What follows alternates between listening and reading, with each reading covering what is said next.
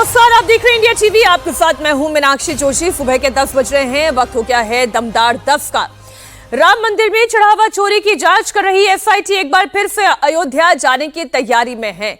बताया जा रहा है कि एसआईटी की सिफारिश पर 4 लोगों पर एफआईआर दर्ज हो सकती है, जिसमें एक नाम चंपत राय के करीबी का भी हो सकता है। विश्व हिंदू परिषद ने तेवर कड़े कर लिए हैं। विश्व हिंदू परिषद ने चढ़ावा चोरी करने वालों के खिलाफ तुरंत एफआईआर दर्ज करने की मांग की है। साथ ही मामले की जांच जल्द से जल्द पूरा करने की भी डिमांड है। आज आम आदमी पार्टी सांसद संजय सिंह भी एसआईटी के सामने पेश होंगे। संजय सिंह जमीन खरीद में गड़बड़ी से जुड़े हुए सबूत एसआईटी को सौंप सकते हैं। दरअसल संजय सिंह ने संगीन आरोप लगाए थे कि उन्होंने सीधे सीधे चंपत राय पर आरोप थे और कहा था कि 9 करोड़ की जमीन 55.47 करोड़ में चंपत राय ने खरीदी और इसके सबूत भी होने की बात संजय सिंह ने कहा। अब इस मामले की एसआईटी जांच करेगी और आज बयान दर्ज करने के लिए संजय सिंह को भी बुलाया जाएगा और संजय सिंह भी एसआईटी के सामने पेश होकर इन तमाम आरोपों पर जवाब देंगे। तो कुल मिलाकर आप ये देखें कि राम मंदिर में चंदा चोरी का मामला, जमीन की खरीद का मामला, निर्माण कार्य में कितनी की रकम लगी है, कितने की रकम इकट्ठी हुई थी, अब ये सारी बातें एक एक करके परत दर परत खुलकर सामने आ रही है। पहले तो ये बयान आप सुन लें और फिर करेंगे इसके ऊपर चर्चा। लंबा चौड़ा भाषण योगी जी ने दिया। उन्होंने कहा कि भाई जिसके पास साक्ष्य है वो एसआईटी को ले जाकर अपना साक्ष्य दे, ऐसे बाहर बातें करने की जरूरत नहीं है। मुझे मालूम था कि एसआईटी किसी काम की नहीं है, लेकिन बावजूद इसके मैंने एसआईटी को चिट्ठी लिखी 20 जून को, फिर मेल किया उनको और ये कहा कि भाई मुझे समय दिया जाए, मेरे पास साक्ष्य है। 2 करोड़ की जमीन 18.5 करोड़ में खरीदी गई, 3 करोड़ की जमीन 24 करोड़ में खरीदी गई, 9 करोड़ की जमीन 55 करोड़ 37 लाख में खरीदी गई। तो इतना कुछ भ्रष्टाचार और बेईमानी हुई है और अभी तक किसी की गिरफ्तारी नहीं हुई। आपको ध्यान होगा संजय सिंह जो ये बात कह रहे हैं ये कोई नई बात नहीं है। इससे पहले भी जब राम मंदिर का निर्माण हो रहा था और जमीन जब खरीदी जा रही थी और मुआवजे दिए जा रहे थे, तब भी ये बातें उठकर सामने आई थी और तब सर्किल रेट की भी बात हुई थी। लेकिन मसला अभी फिलहाल चंदा चोरी का है और ये बहुत गंभीर मसला है। आपको बता दें कि 2 दिन पहले ही एसआईटी ने अपनी शुरुआती जांच रिपोर्ट सौंपी है। इसमें चंदे को गिनने की प्रक्रिया में गड़बड़ी का जिक्र है। समाजवादी पार्टी के अध्यक्ष अखिलेश यादव एसआईटी को घेरने में जुटे हैं। एसआईटी का नया मतलब समझा रहे हैं। एसआईटी का मतलब क्या हुआ? शेयर इन थेफ्ट या और कुछ बोले हम?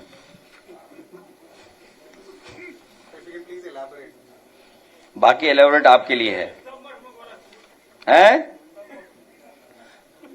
या ये हम कहें सेंड इन ट्रस्ट?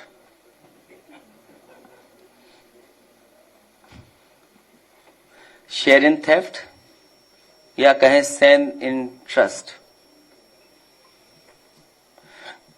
ये महापाप हुआ है और आस्था से खिलवाड़ हुई है। पूरे प्रदेश और देश का जो चढ़ावा था, अंतर्राष्ट्रीय स्तर पे भी चढ़ावा था और हमारे सनातनी परंपराओं पे प्रश्न लगे। ये बहुत सेंसिटिव है, इशू बहुत सेंसिटिव है। अब जो बात अखिलेश यादव कह रहे हैं कि सेंध in trust, share in theft, और जो वो ये बातें कह रहे हैं तो इसमें फिर वो तमाम नाम हैं जो जिन पर लगातार चर्चा हो रही है, जिनमें अनिल मिश्रा का नाम है, चंपत राय का नाम है, गोपाल राव का नाम है। मैं ये नहीं समझ पा रही हूँ सज्जन जी कि बड़े बड़े आईएएस अधिकारी जहां पर बैठे हुए हों, मैं ये नहीं कह रही हूं कि ये चंपत राय या गोपाल राव ने खुद ने कोई गबन किया, लेकिन आपकी आंखों के सामने, आपकी निगरानी में जिसका कलेक्शन हो रहा है, काउंटिंग हो रही है, वहां पे प्रोसेस में धांधली है, आप अपने पद पर क्यों हैं? नहीं, देखिए, चंपत राय चूंकि जनरल सेक्रेटरी हैं, इस कारण उनका दायित्व सबसे ज्यादा था। तो यहाँ पे कोई ये नहीं कह रहा है कि व्यक्तिगत तौर पर आप बेईमान हैं या आप। सवाल ये उठता है कि चोरों की एक मंडली दिखे और उसका कोई अध्यक्ष साधु हो, तो क्या आप उसको इस बात पे क्लीन चिट देंगे कि अरे अध्यक्ष तो बड़े साफ सुथरे हैं? ऐसा कहीं नहीं होता है, ओवरसाइट हुई। लेकिन चंपत राय के अलावे जी बाकी हैं, उनका गोपाल राव और अनिल मिश्रा का नाम आ रहा है, लेकिन 3 IAS अफसर वहां पे हैं। प्रशांत लोखंडे हैं जो केंद्र सरकार के प्रतिनिधि हैं, वहां पे वो ट्रस्टी हैं। उसके अलावे संजय प्रसाद हैं जिनके पास जो ट्रस्टी हैं और उन्हीं के पास रिपोर्ट सौंप दी गई, वो उत्तर प्रदेश सरकार ये भी हैरान करने वाला। हाँ, आप ट्रस्टी हैं, आपको कैसे रिपोर्ट सौंपी जा सकती है? आप तो उसमें कटघरे में होना चाहिए। आप कर क्या रहे थे? आप वहां ट्रस्टी है उत्तर प्रदेश सरकार की तरफ से। और तीसरे वहां के डीएम शशांक त्रिपाठी जो हैं, वो वहां के ट्रस्टी हैं, जो डीएम है, वो वहां पे नोटिस भेज रहे हैं कि चंपत राय नहीं आएंगे मुख्यमंत्री के कार्यक्रम में, कोई और आ गया। आप कर क्या रहे थे? आप भी तो ट्रस्ट थे। और एक्स IAS नृपेंद्र मिश्रा जी तो हैं ही हैं, 4 लोग। आप भवन निर्माण के या किसी के भी हो, लेकिन आप ट्रस्टी तो थे व्यवस्था को लेके। तो ये 4 IAS अफसर हैं, 3 अभी सेवा में हैं और 1 सेवानिवृत्त हैं। ये क्या कर रहे थे? और आप ही के पास रिपोर्ट आ रही। तो चंपत राय, गोपाल राव, अनिल मिश्रा, ये तो हैं, इनके ऊपर जवाबदेही है और निश्चित तौर पे पूरे ट्रस्टीज का रिवैम्प होना चाहिए। और उसमें जो संबंधित IAS अधिकारी हैं उनको भी, उन पे भी एक्शन होना चाहिए कि आपने अपने दायित्व का क्या निर्वाह किया। ये संघ हो, संगठन हो, सरकार हो, ट्रस्ट हो, इस वक्त सनातनियों की आस्था बहुत डगमगाई है। और मैं इसलिए ये बात कह रही हूं क्योंकि जितनी ऑन रिकॉर्ड और ऑफ रिकॉर्ड बातें सामने आ रही हैं, उससे यही समझ में आ रहा है कि राम भक्तों का जो ट्रस्ट टूटा है या उसमें कोई दरार आई है, अखिलेश यादव राजनीति कर सकते हैं, वो शेयर इन थेफ्ट और सेंध इन ट्रस्ट कह सकते हैं, वो बातें राजनीतिक है, लेकिन कड़वा सच भी है। देखिए, ये जो ट्रस्ट है, ये राम मंदिर का ट्रस्ट है, राम मंदिर क्षेत्र ट्रस्ट है। ये संघ या VHP क्षेत्र या कारसेवकपुरम ट्रस्ट नहीं है। तो सबसे पहली बात तो ये कि ये मानसिकता कि वो एक संगठन, निश्चित तौर पे VHP और संघ का योगदान है, लेकिन उसमें पूरे हिंदू समाज, सनातन समाज, संत समाज, सबका योगदान है। तो पहली बात तो आप देखिए कि अभी ऐसी वहां के लोगों से आप बात करें तो ये कहा जा रहा है कि खासकर चंपत राय जी के बारे में कि स्थानीय लोगों को ट्रस्ट या मंदिर के संचालन से दूर रखने की उनका ये तर्क था कि कहीं उनका दबदबा ना हो जाए। ये नहीं होना चाहिए, इससे दुख होता है स्थानीय लोगों का, आपकी लेजिटिमेसी जाती है, उसका चुनावी परिणाम दिखा। दूसरी बात देखिए कि अभी अगर आप जिस तरह की व्यवस्था दिख रही है, मंदिरों का संचालन और सब कुछ, ऐसा लग रहा है कि देश में संघी हिंदू और सनातनी हिंदू अलग अलग होते जा रहे हैं। संघी हिंदू होने का मतलब है कि आप धर्म की बात, मंदिर का व्यवस्था सब तो कर रहे हैं, लेकिन आप अपने संगठन के बाहर किसी का भागीदारी नहीं चाहते। और उसमें जो सनातनी हिंदू हैं, जो भक्त हैं, श्रद्धालु हैं, करोड़ों लोग हैं, देश और देश के बाहर हैं, उनको आपने एक पैसिव भक्त की तरह ट्रीट कर रखे। व्यवस्था हमारा होगा, लोग हमारे होंगे। 2 साल हुआ नहीं और 200 करोड़ का गबन।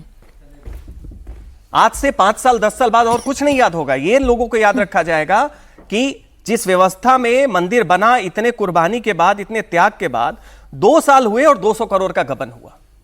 ठीक। तो पहली बात तो यह है कि इसमें चंपत राय, गोपाल राव, अनिल मिश्रा के साथ साथ जो संबंधित IAS अधिकारी जो हैं 3 सेवा में, जो यूपी सरकार के वहां के डीएम और केंद्र सरकार के प्रशांत लोखंडे, इन पे भी प्रश्न होना चाहिए कि इन्होंने क्या किया। नृपेंद्र मिश्रा है, सेवानिवृत्त है, आप क्या करें? आप भी ट्रस्टी थे।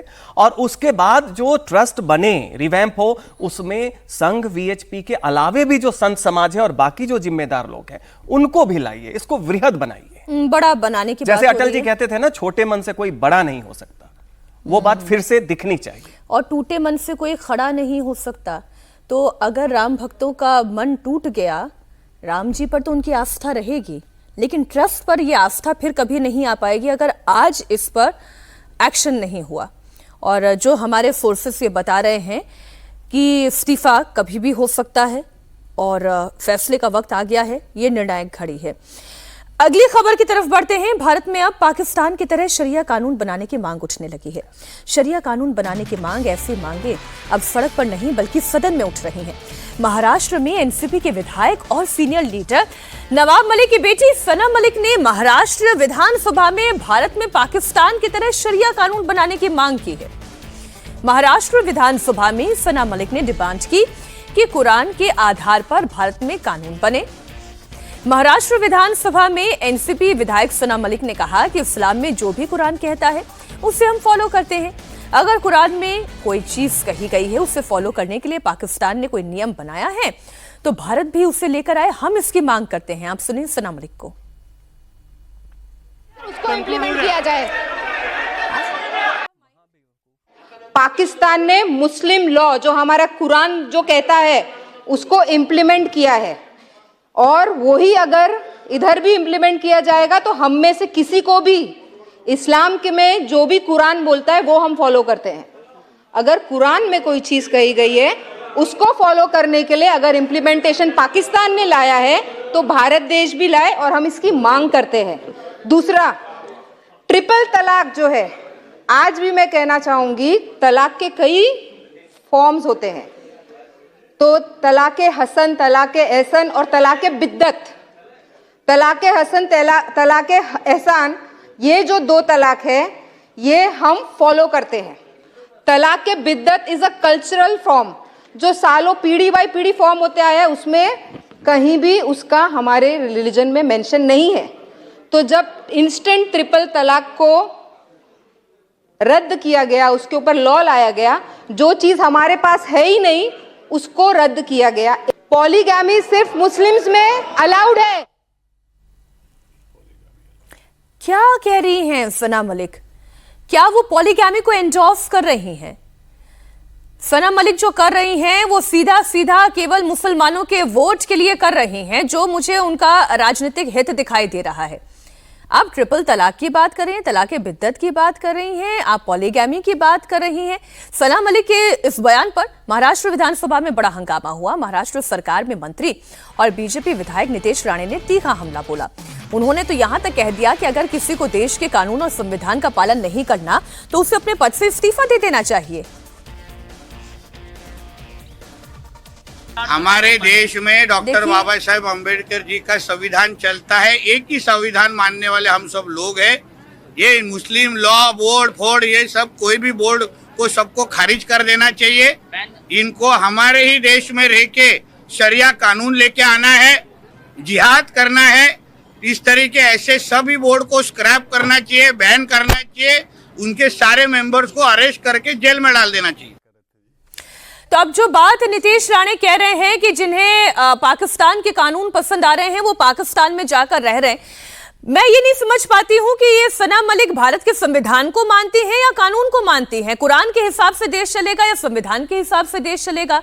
और अगर कुरान के हिसाब से वो देश चलाना चाहती हैं तो वो तो भारत में नहीं होगा, वो ये बहुत अच्छी तरीके से जानती हैं। चंद्रचूड़ जी भी हमारे साथ स्टूडियो में मौजूद है। प्रोफेसर साहब, तो इसका मतलब तो ये है कि वो सीधा सीधा मुसलमानों को उस वोट बैंक को टारगेट कर रही हैं, दिखाने की कोशिश करते। होना तो है नहीं, कुरान के हिसाब से देश चलेगा नहीं। देखिए, ये दुखद है। मैं तो सिर्फ इतना ही कह सकता हूं कि ये दुखद भी है और वर्षनीय भी है। भारत की साख आज विश्व में एक समृद्ध और एक आधुनिक लोकतंत्र के रूप में स्थापित होती जा रही है।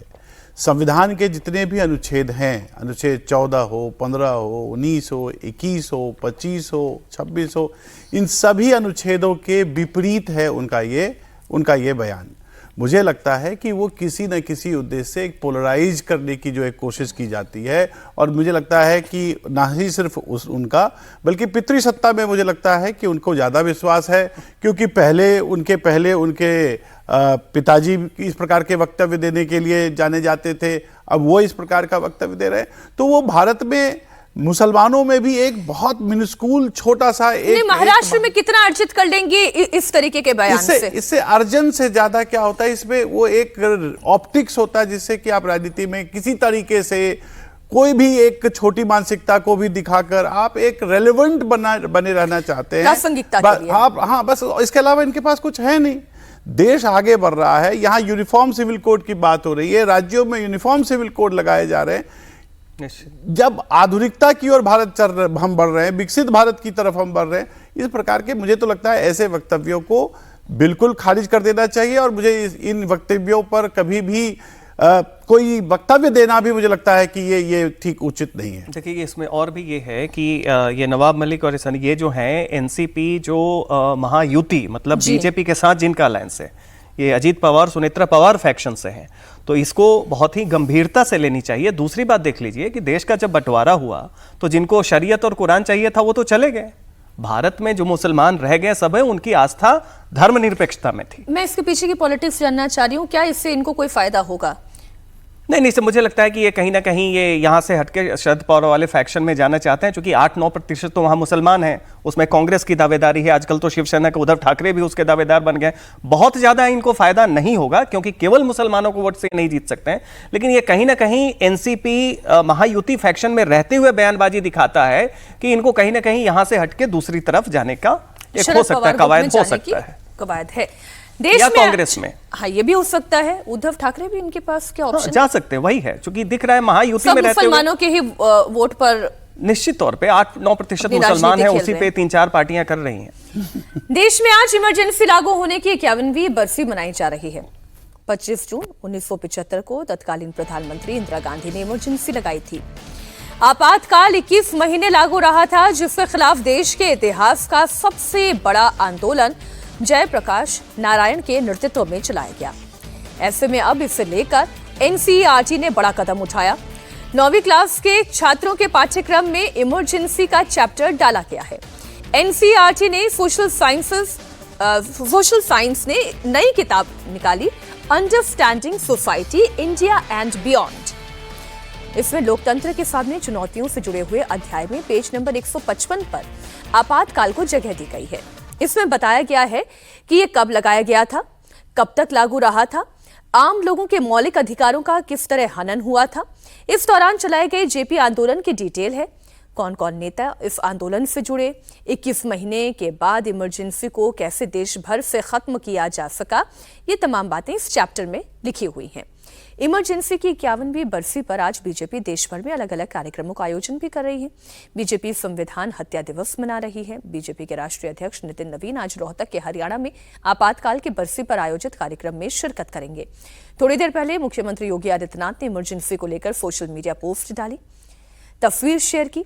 25 जून 1975 का दिन भारतीय लोकतंत्र के इतिहास का वो काला अध्याय है जब आपातकाल थोपकर देश की संवैधानिक आत्मा को कुचलने का प्रयास किया गया। पटना में भी बड़े पैमाने पर आज आयोजन किया गया है। बिहार के 90,000 बूथों पर आयोजन हो रहा है। पटना में केंद्रीय मंत्री जेपी नड्डा 450 जेपी सेनानियों को सम्मानित भी करने जा रहे हैं। आज का दिन इस लिहाज से बहुत महत्वपूर्ण है। अब प्रोफेसर चंद्रचूड़ जी, कांग्रेस को कई पीढ़ियां लग जाएंगी ये भुलाने में कि उनकी पार्टी, उनकी नेता इंदिरा गांधी ने आपातकाल लगाया और अब तो चैप्टर्स में भी अंकित किया गया है।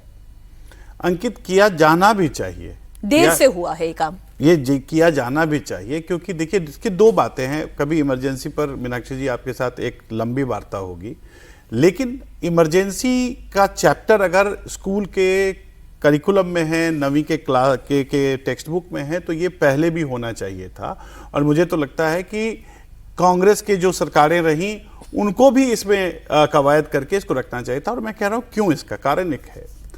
देखिए पूरे विश्व में अगर ये कहा जाए कि जो उत्तर उपनिवेशी लोकतंत्र हैं, जो जिन राज्यों को उपनिवेशवाद के बाद जो स्थापित हुई या उनको स्वतंत्रता मिली, उसमें भारत एकमात्र सफल लोकतंत्र है।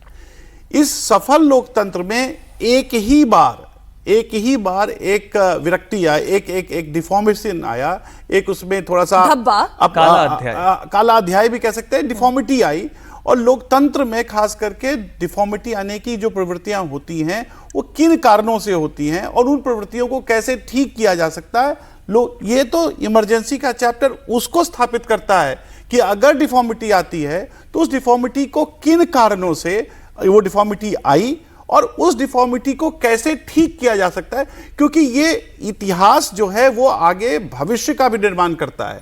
भविष्य में ऐसा ना हो, भविष्य में किस प्रकार से जनता त्राहिमाम कर जाती है, किस प्रकार से अधिकारों का अंत किया जाता है, किस प्रकार से दबाया जाता है, कुचला जाता है, किस प्रकार से शोषण किए जाते हैं। और सबसे बड़ी बात कि कैसे जो नागरिक समाज है, सिविल सोसाइटी कैसे उस उत्पीड़न के खिलाफ सामने आकर एक सशक्त लोकतंत्र को फिर से पुनर्स्थापित करती है। जयप्रकाश नारायण का क्या इसमें क्या योगदान था, नानाजी देशमुख का क्या इसमें योगदान था। मुझे लगता है कि ये किया जाना चाहिए। आपको याद हो कि ये इमरजेंसी तब लगती है और तब लगी, और जब लगी तो उस समय के कांग्रेस के अध्यक्ष कौन थे, उस समय एक बरुआ साहब होते थे और बरुआ साहब कहते थे India is Indira, Indira is India. तो किस प्रकार से सामान्य लोगों ने किस प्रकार से चापलूसी शुरू कर दी थी, किस प्रकार से व्यक्ति पूजन शुरू हो गया था, मुझे लगता है कि ये सब जानना जरूरी है। इसका राजनीतिक इम्पैक्ट पर हम थोड़ी बात कर लें, फिर एक ब्रेक के लिए हमें जाना है। इस पे कोई कमेंट सचिन जी? नहीं, देखिए सबसे पहले टक्कर तो बड़ी हो जाएगी, अब बड़ी हो जाएगी। और जैसा कि चंद्रचूड़ जी ने बताया कि 25 जून 1975 को जब ये लोकतंत्र का गला घोटा गया तो इसका वो जस्टिफिकेशन क्या था कि इंटरनल डिस्टरबेंस, और उसके बाद ये सिद्ध हुआ कि इंदिरा गांधी अपने पोजीशन को गलत तरीके से सुरक्षित करने के लिए आपातकाल लगाई, सारे विपक्ष के नेताओं को जेल में डाला गया, विपक्षी संगठनों को बैन कर दिया गया, अखबारों के साथ, मीडिया के साथ बैन किया गया। और इस तरीके से देखिए आज इसका इम्पैक्ट सर मैं जानना चाह रही हूँ। आज इसका इम्पैक्ट सीधी सी बात है कि जो लोग संविधान बचाने, बच्चा, नहीं, संविधान बचाने की जो गुहार कर रहे हैं, आज जो बच्चा ये पढ़ेगा, कांग्रेस को लेकर उसका एक माइंडसेट तैयार होगा निश्चित। जब 9वीं में पढ़ेगा और उसके 6 साल बाद जब वो वोट देने के स्थिति में आएगा, क्या वो इम्पैक्ट कैरी फॉरवर्ड होगा? देखिए, मतलब ये पॉलिटिकल राहुल गांधी जब संविधान बचाओ और संविधान की हत्या हो रही है के नैरेटिव के साथ पिछले 2-3 साल से हर जगह जा रहे हैं, तो इस बात की जवाब देनी होगी कि संविधान की हत्या, जिसे काले अध्याय के तौर पे देखा जाता है भारतीय लोकतंत्र के लिए, वो तो उनकी दादी इंदिरा गांधी के द्वारा की गई थी, वो जिसकी लिगेसी का वो हवाला देते हैं। मीनाक्षी, तो उस बच्चे को ये भी आश्वासन होगा कि अगर भारत में लोकतंत्र की जड़ें इतनी मजबूत हैं कि अगर कोई इसको दमन करने की कोशिश करेगा तो भारत में ऐसी शक्तियां हैं, भारतीय समाज में इतना दम है कि वो उसका विरोध करेगा और उस प्रकार के जितने भी अत्यांतिक नेतृत्व हैं उसका दमन हो जाएगा, वो समाप्त हो जाएगा।